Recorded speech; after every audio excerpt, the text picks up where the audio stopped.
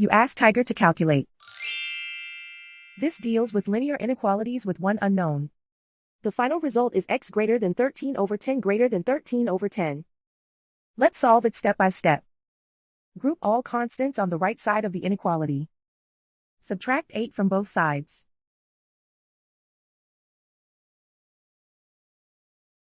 Group like terms.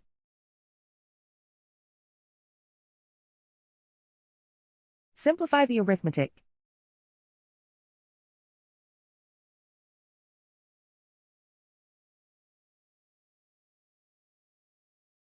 Isolate the x. Divide both sides by -10. Whenever you multiply or divide by a negative, reverse the inequality sign.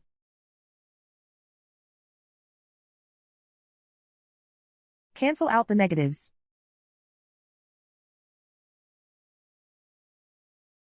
Simplify the fraction.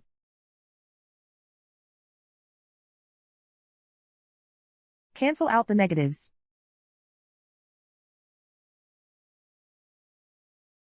Plot the solution on a coordinate grid.